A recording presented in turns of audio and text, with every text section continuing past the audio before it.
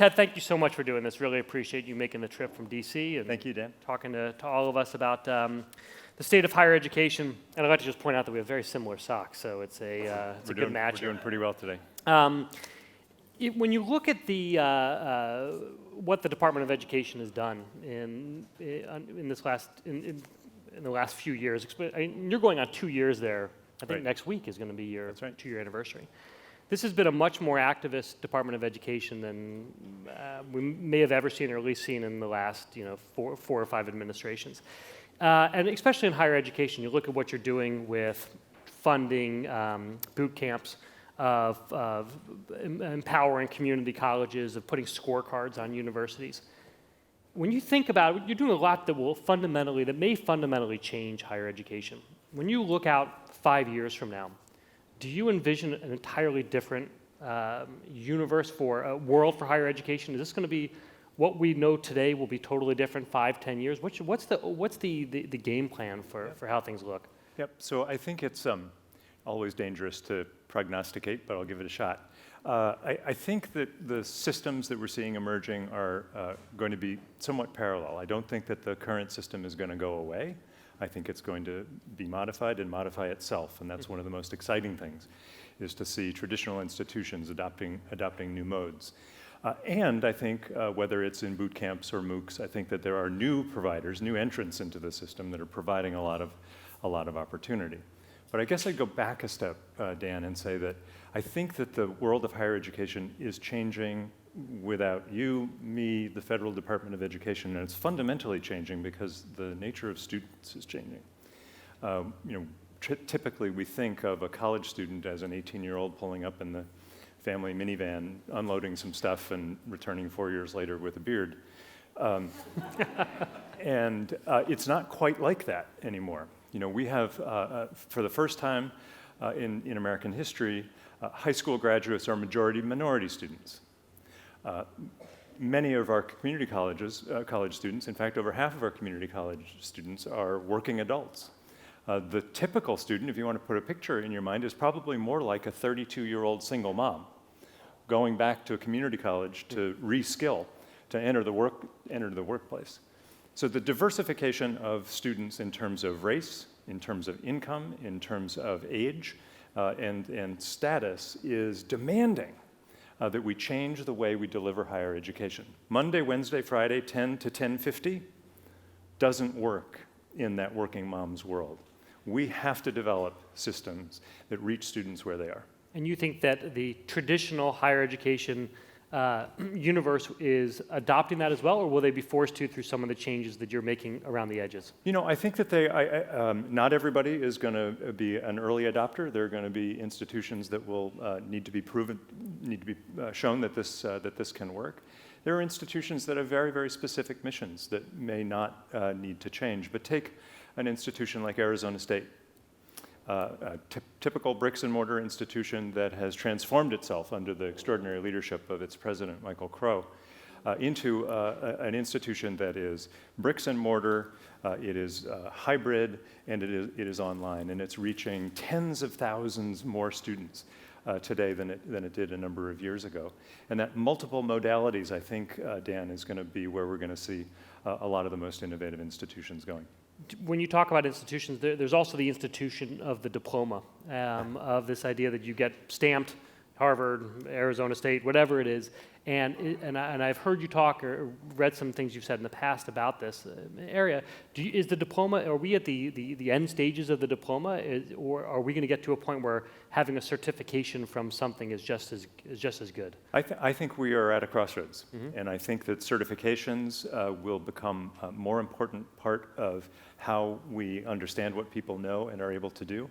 I think, and I've said before, that I think that the movement toward competency-based education, in which institutions really help learners understand what they have mastered and when, and once they've mastered it, they move on, and that those competencies can then be stackable and portable, so that maybe they do add up to something like a degree, or maybe they just add up to a set of 5 competencies that an employer really wants to see in someone that they're hiring. That sounds radical and different and new, but if you think about it, both you and I double, triple majored in college, right? So you did journalism and economics. I did, yeah. I did history and economics. Learn a lot on this thing called LinkedIn. Just found it the other day. Interesting. I write that one down. Got to check it out after this. And that's stackable, Yeah. right? We happen to do it with majors, but for a long time, people have been seeking out sort of more ways to learn and express what they've learned, and I think we are moving from double majors to a major in 5 certificates or something like that. But even in the case where, if you go back to the way things exist today, when I went to school, I left with a journalism degree from a particular university that was well known. That was a stamp. That was a I gone there. I gotten this thing. But no one knows whether I could do anything. Still not sure whether I can. But when you talk about the idea of this being provable, of there being real accountability for it, how do you imagine that looks like? I think that, and you've probably seen some discussion in the press about accreditation. Accreditation is currently the way that quality control is exercised in higher education, and it tends to be a couple steps removed from actual student outcomes. Mm-hmm. We're quite keen on moving accountability closer to what students know and are able to do. Here too, we think that competency-based learning offers a real opportunity for a provider to set out what they want TED to learn, how they're going to measure what TED knows, and then the outcome of that certificate or competency in my life cycle. So we're hopeful that the accreditation, the quality control system, can move to being much more focused on direct outcomes, learning outcomes first, and then employment and life outcomes second. And what kind of feedback are you getting as you approach schools about this?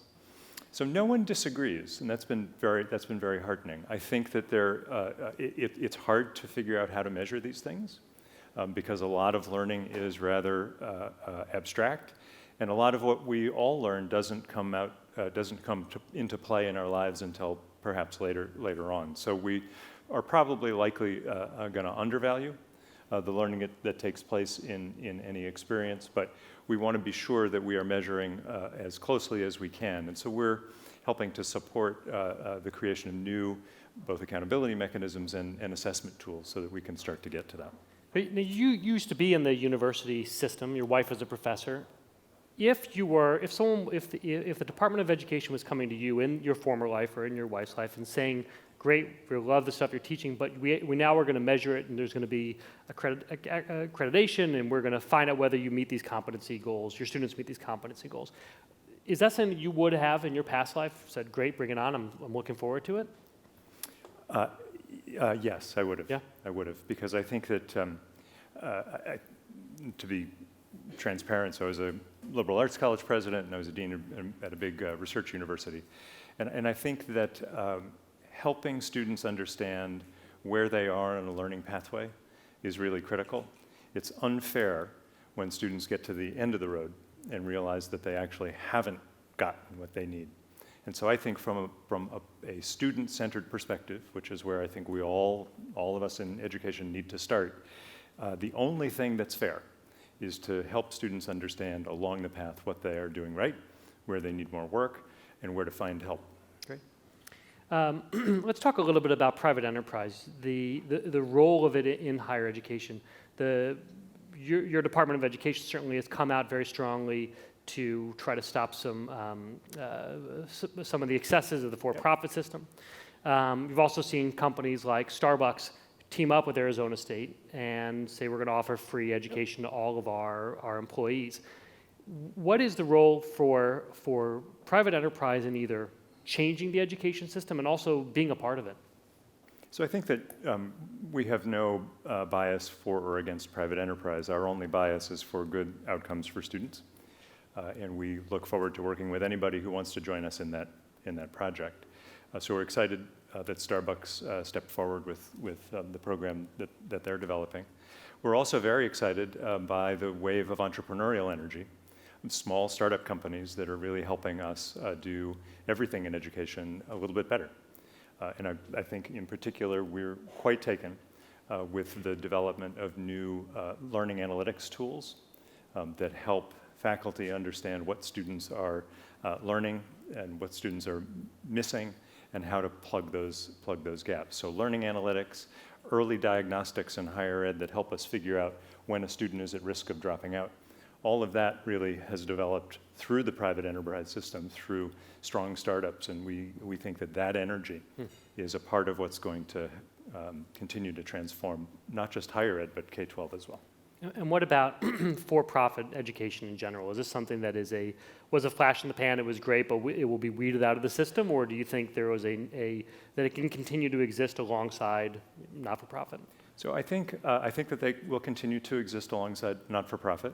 I think that shifting our focus from enrollment and access to access and outcomes is going to be a challenge for a lot of institutions, and I think that some of the large for-profits are going to be challenged by that. We have a new rule that went into effect in July that requires institutions that are training people for jobs to report on the income outcomes of their graduates.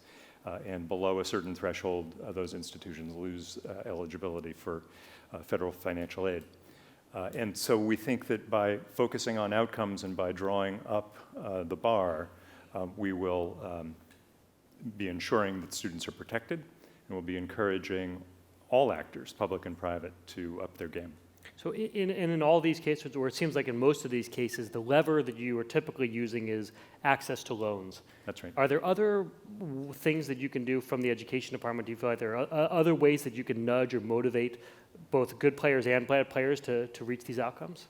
So you're absolutely right, Dan, that the major lever that we have in law is access to federal financial aid, both Pell Grants and loans. But in addition to that, we have a very vibrant grant program. And so in higher ed, our First in the World grant program challenged institutions across America for the first time last year to develop innovative approaches to getting low-income, first-generation minority students to and through college. We had over 400 applications for this grant program, and we're able to grant only 24.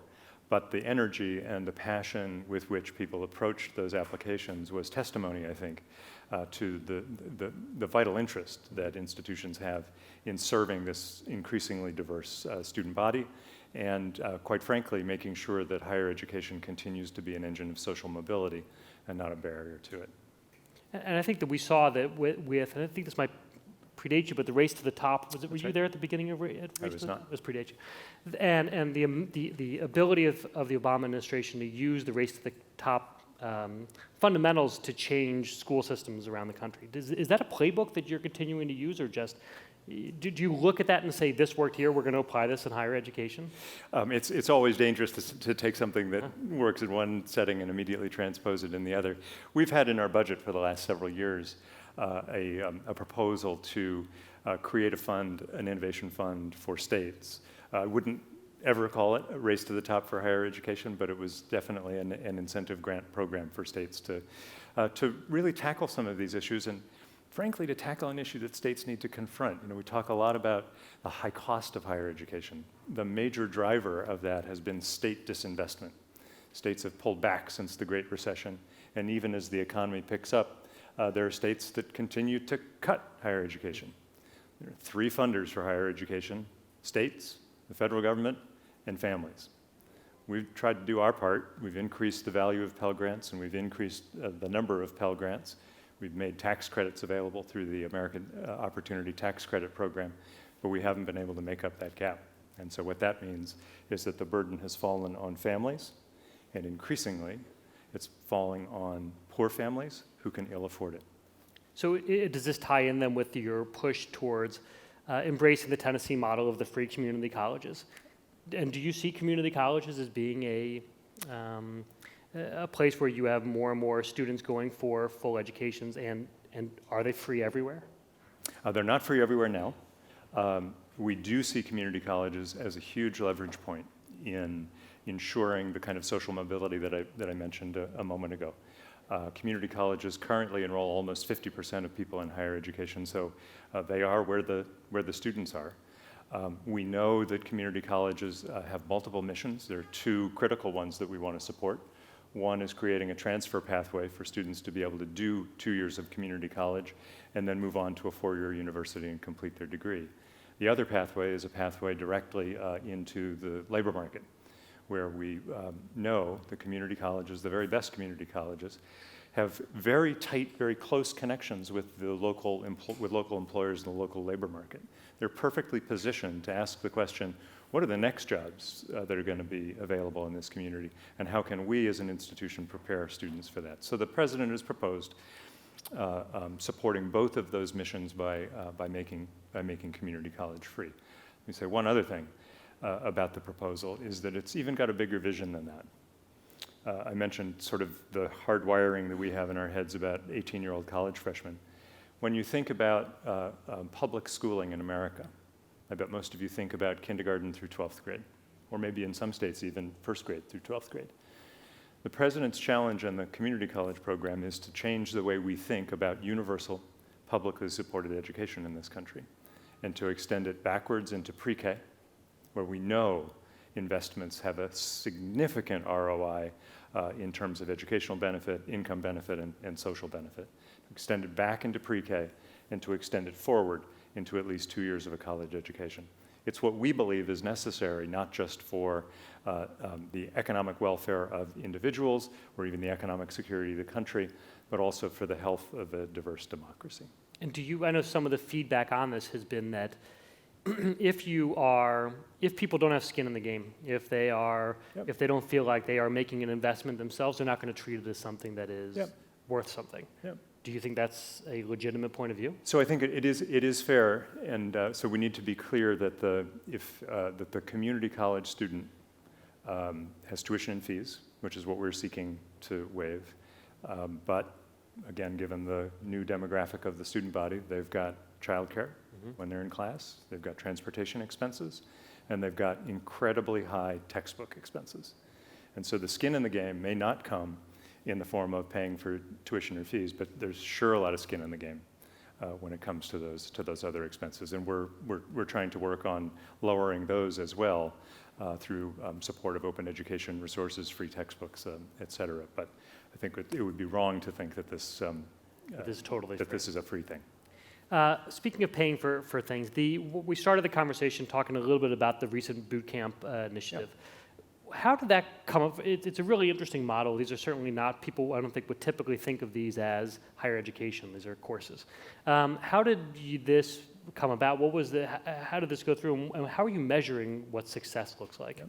So it's a great question. And so for those of you who didn't follow our announcement yesterday, we are running an experiment under the experimental site authority that we have that will allow students access to Pell Grants and loans for some programs like boot camps that would be offered in collaboration with an institution of higher education.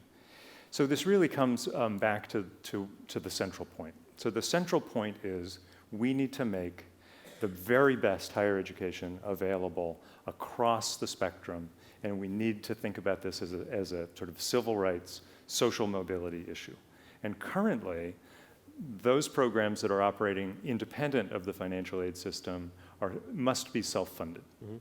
And so by definition, it's eliminating opportunities for low-income students, folks who are returning to the workplace after some time away, returning veterans. They can't fund those programs. So for us, this comes from a position of making equitable the distribution of access to high-quality programs. And so what we now have in place is a way for providers of boot camps and MOOCs and other program-level experiences to partner with institutions of higher education to make those available. To your point about outcomes, this is the other part of our experiment. We talked about accreditation and outcomes a moment ago. To qualify, these organizations will need to be given a stamp of approval by a quality assurance provider who will answer a couple simple questions. What are the claims that Dan's boot camp makes? Mm-hmm. What is the evidence that you collect on whether people like me learn their stuff, and then what are the outcomes for your students over time. And we think that that's the right way to measure the efficacy of these programs, and we hope that that's a way that will encourage the conversation about the way accreditation might move in the future as well. Do you had these systems, these safeguards been in place 5 years ago? Do you think for the for-profit schools, is this something that would have stopped that? I mean, do you worry that you are going to be funding programs that still might find a way to take advantage of getting these federal funds? So that's a clear worry, right? So if we're, go back to the basic principle, we want to make this available to people who don't have access today. We don't want to leave them worse off at the end. Mm-hmm.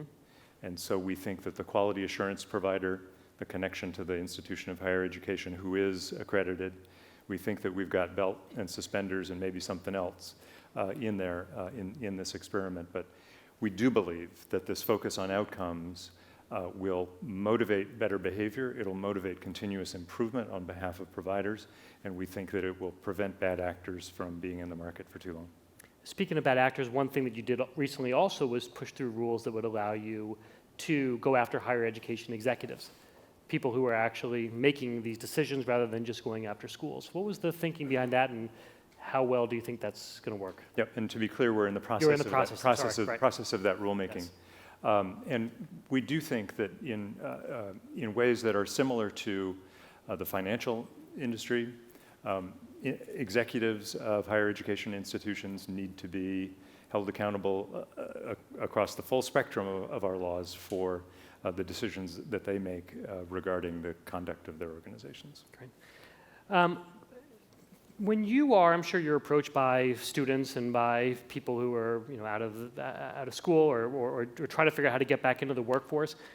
What do you recommend that how do you, let's say an 18-year-old, go back to the traditional way of thinking about it, yep. comes to you and says, all right, what should I do to achieve success? Are you recommending today that they go to University of Kentucky, that they go to a traditional 4-year, or do you recommend this entire a collection of ideas and just say pick which one's right for you? So let me start at the start. So it's important. We hear a lot, right? Well, is college worth it? Right. College is worth it. College is the best investment an individual can make in their future, economically, socially, and politically. And by politically, I mean civic engagement and civic participation. So there's just no question about that. And so the choice of how to do that, where to do that, and what off-ramp to take, I think is really an individual decision. And it starts with, well, where do you want to be in 10 years? If you want to be in law school in 10 years, you probably need to strap yourself into either a 2-year or a 4-year program and get ready to do that. I think that the marketplace for these pure alternatives is not very mature yet.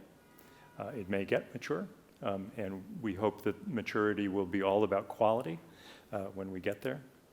So you start with an outcome and work backwards. And do you think that 18-year-olds have enough of a grasp on the outcome they want to get to be able to make that decision?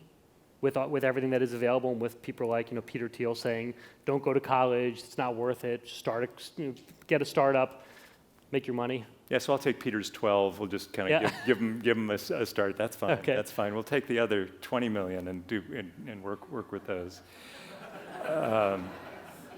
We like scale in the federal government. We think it's been working for us for a while.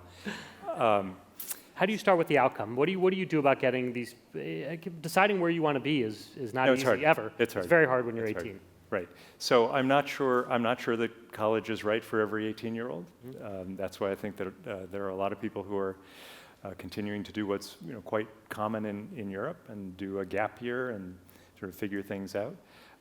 And I think that a college experience is one of the ways that typically people have figured out what they want to do. That's a pretty expensive way to spend a finding out year.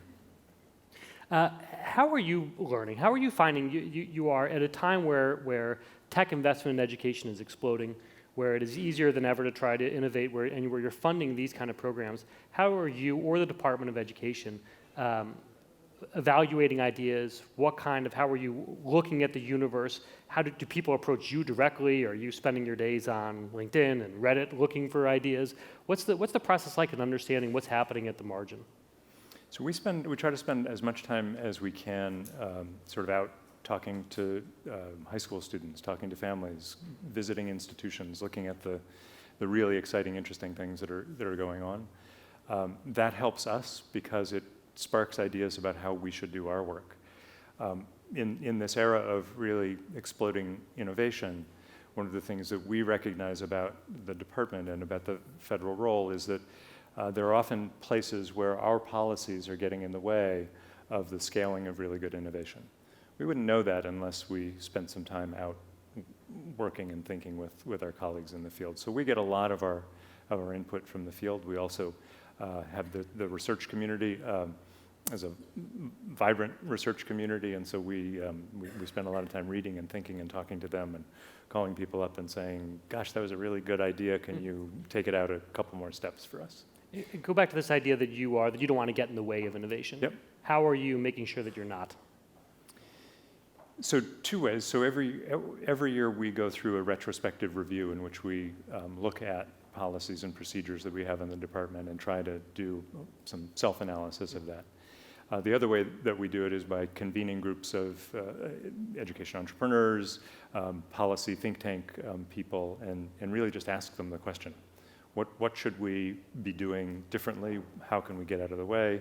Our conversation about the EQUIP announcement that we made yesterday is an example. The boot camp. Right? Yeah, so we spent a lot of time talking to alternative providers. Mm-hmm. And what they said very clearly was, we can't get to the market that you want us to get to unless you change some things about the way federal financial aid works. And so we're trying to do that. Great. We're going to open this up to questions in a minute, so start thinking about your questions. I have one, but before we get there, one question for you, which is Arne Duncan is finishing up his term. December, I think he's moving on. Politico had a profile of him recently and earlier this year, and talked about, sorry, laughing, but what the question was, they talk about the Department of Education being a real backwater before he came in, that this was a place that didn't do much. And now it's become a much more activist organization. How do you want people to see, first of all, are you staying around post-Arne? And second of all, how do you want, when your term is done, when you move on to do whatever you're going to do next, how do you want people to look back at this era of the Department of Education?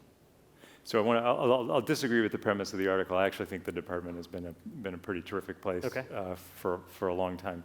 I think that Arne's energy, his passion, his commitment have certainly raised all of our game and raised the department's not only profile but efficacy in the world.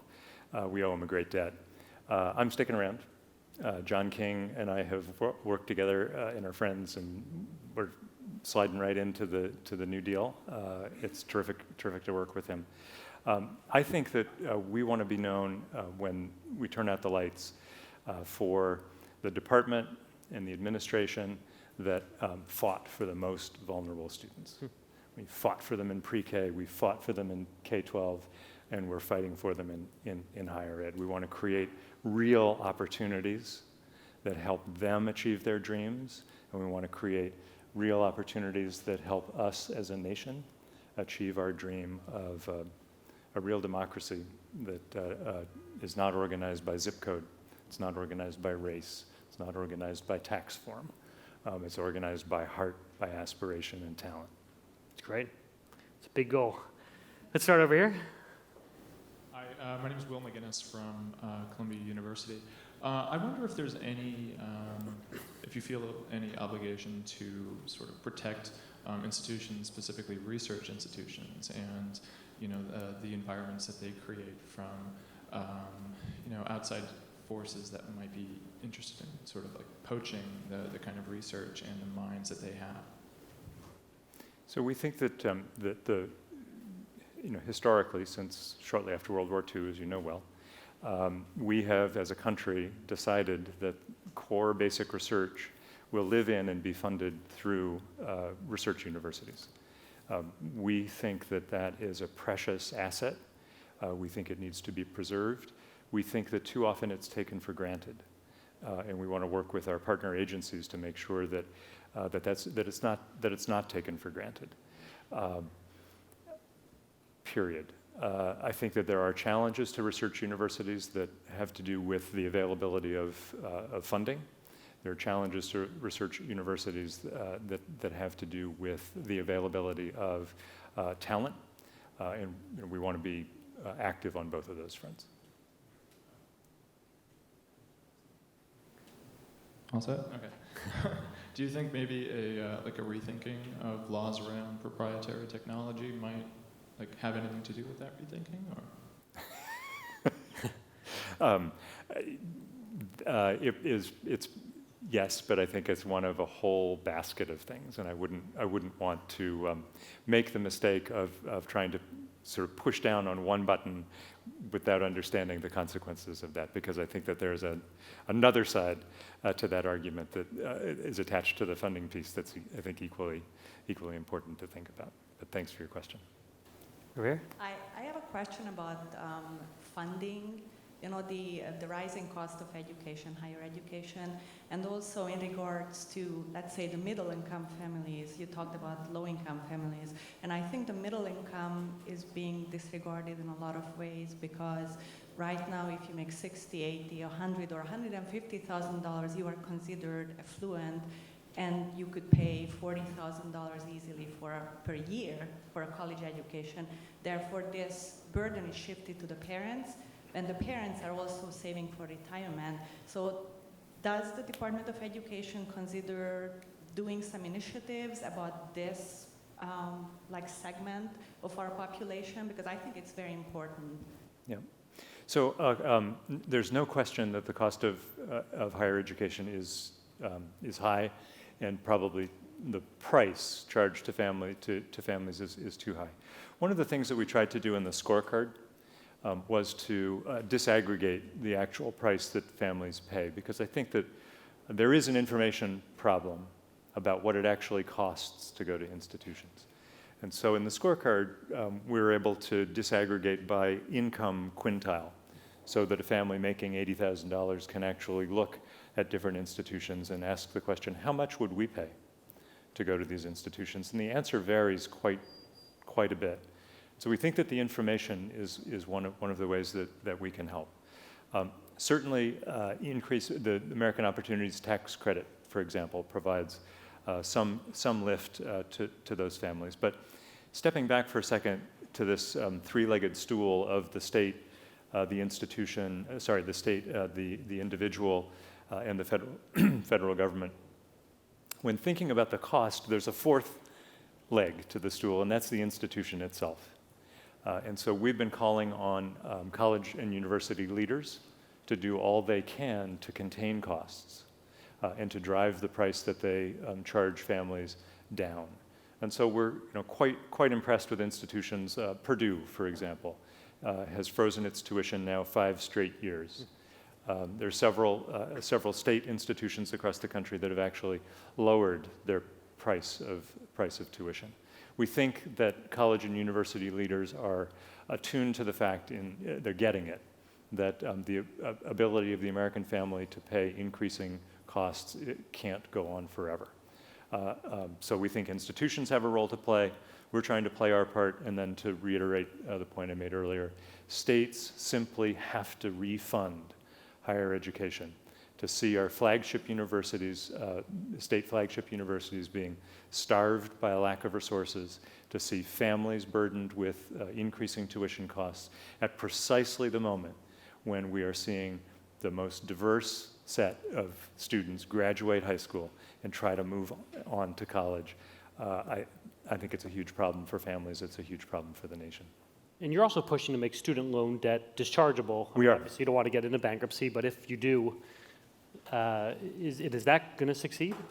It is succeeding. So on the back end, we want to make sure that students are able to repay their loans. And so the other bit of rulemaking that we're engaged in is the final piece of the puzzle that will make income-based repayment available to all borrowers, so that all borrowers will be able to sign up for a plan in which they pay approximately 10% of their disposable income, no more than 10% of their disposable income on their loans. And after 20 or 25 years, depending on their circumstance, if there is a balance unpaid, that will be forgiven. We think that that's a safety net. It's not appropriate for all borrowers, but we think that it provides a safety net against the case in which a student and their family borrows money from the federal government and is having trouble repaying it because they've taken on a job that doesn't pay a lot. Mm-hmm. Another program that we have is a public sector loan forgiveness program. We need great people to go into teaching without having to worry about paying off their student loans. And so the public sector loan forgiveness program allows just that, for people to take on jobs that we need in our society that happen not to pay a lot of money, and then for their loans over a period of time to be forgiven. So we want to continue to develop those out. Okay. More questions?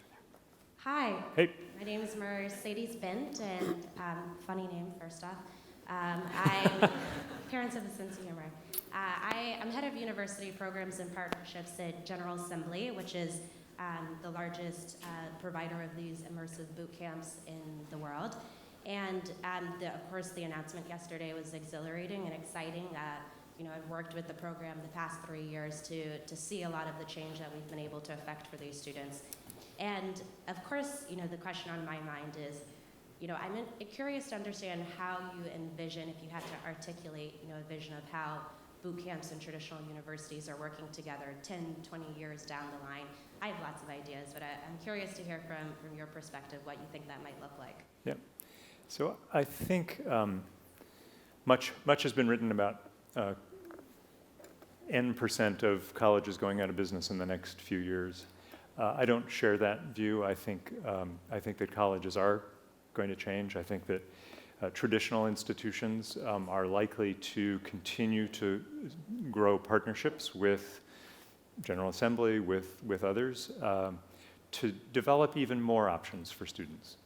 And so what once was a small, sleepy college now has the opportunity, now has the opportunity really to be the landing page for a whole new kind of student who wants to explore a variety of different fields and can now do so unconfined by the place, by the nature of the community. The sky is the limit through partnerships that we hope will emerge over time.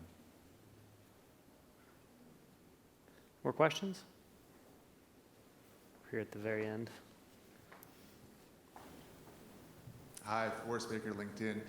I'm curious, do you think the tenure process, or the fact that higher education offers somewhat a guaranteed position for faculty once they hit a certain point in their career, is that going to be a hindrance, or is that still an important aspect of higher education being able to evolve to the needs of students today? Yeah, great. It's a great question. So a couple things. I think we need to remember what the roots of tenure are. And the roots of tenure are about protecting intellectual freedom, so that the new college president coming in can't simply sweep the faculty of people she doesn't agree with for ideological reasons. And so to the extent that tenure continues to protect that, I think it's very valuable in the institution that we charge with being rigorously independent and following the truth, or at least seeking the truth. So I don't see tenure going away, and I don't support tenure going away. That's TED. I do think that we're already seeing, and depending on your point of view, it's either a great thing or a problem. I do see more and more adjunct faculty, and certainly the kinds of partnerships that we're talking about have a very different faculty model. I think that the two can coexist. I think that there can be a lot of flexibility with these partnerships, but I don't think that means that the university system, the college system, gets torn up root and branch. Other questions? Or waiting, I have one question about the General Assembly answer. Yeah. Don't you see at some point Is it possible that we start seeing a blurring of the lines between what a General Assembly, in this case, provides and what a small sleepy college provides, and where the college could be the one providing these kind of courses, General Assembly could grow into a full university? Right now, there's a very clear dividing line, but as federal funds start getting made accessible to both, is it possible that there is a real blurring or competition between the two, rather than necessarily a partnership? So I think the competition is possible. I think that the blurring of the lines is really what we're interested in. Mm-hmm. I think that that's a goal. positive goal, is for as long as the education is of high quality, as long as the outcomes are secure, the provider should recede into the background. Mm-hmm. Great. Other questions? No? Ted, thank you very much. This was terrific. Thank Really you. appreciate it. Thanks. Thank you all.